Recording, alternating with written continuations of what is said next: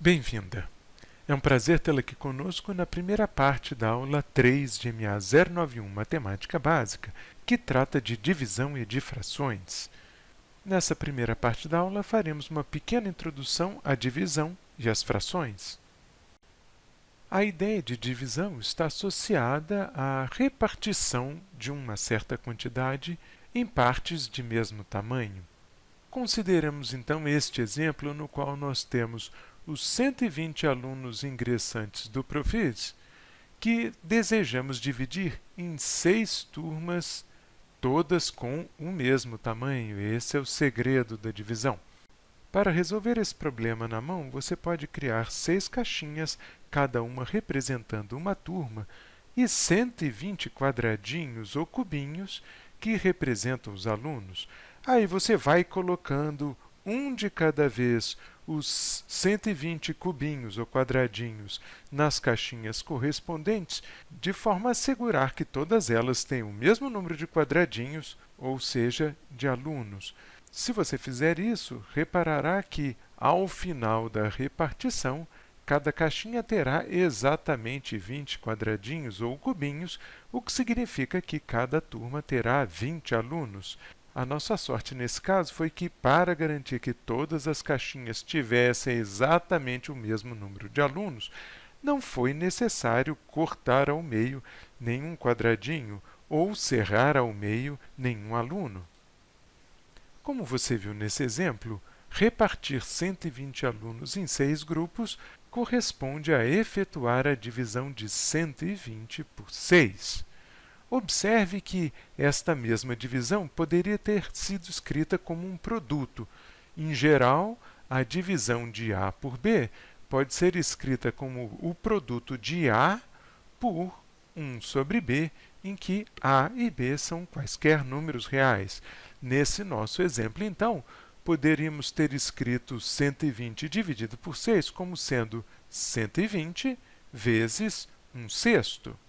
Tomando outro exemplo, escrevermos 1/5 vezes y é exatamente o mesmo que escrevermos y sobre 5.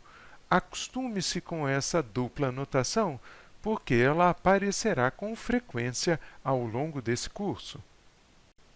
Quando temos dois números inteiros, a e b, e escrevemos a divisão de a por b deste jeito, supondo naturalmente que b seja diferente de zero, temos o que chamamos de uma fração. Vejamos então um exemplo que envolve frações.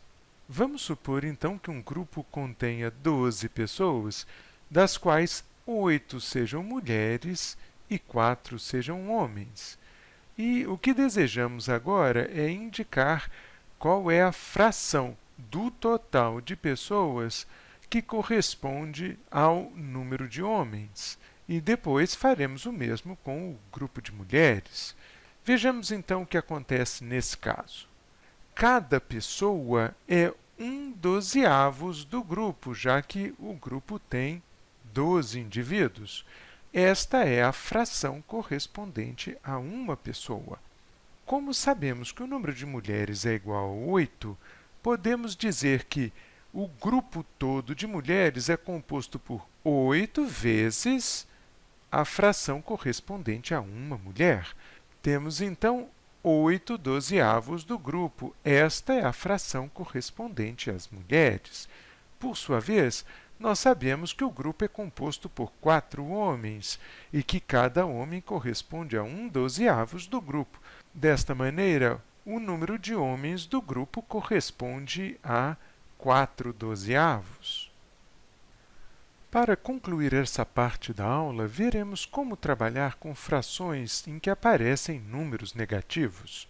Uma fração na qual o numerador é negativo e o denominador é positivo é absolutamente equivalente a uma fração na qual o numerador é positivo e o denominador é um número negativo, e essas duas frações podem ser escritas simplesmente como menos a sobre b.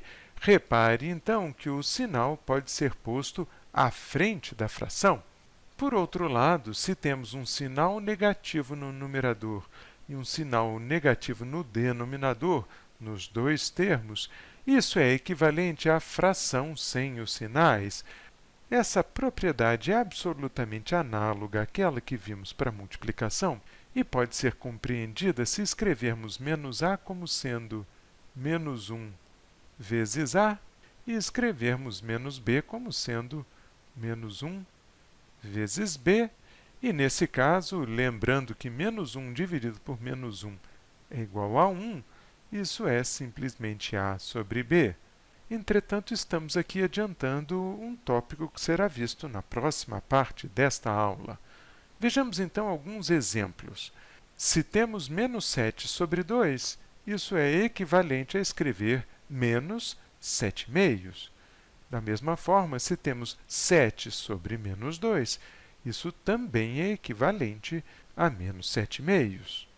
Finalmente, se temos menos 3 sobre menos 16, podemos simplificar essa fração e escrever simplesmente 3 sobre 16. Agora que vimos conceitos muito básicos relacionados à divisão e às frações, veremos nas próximas partes da aula como efetuar operações com frações.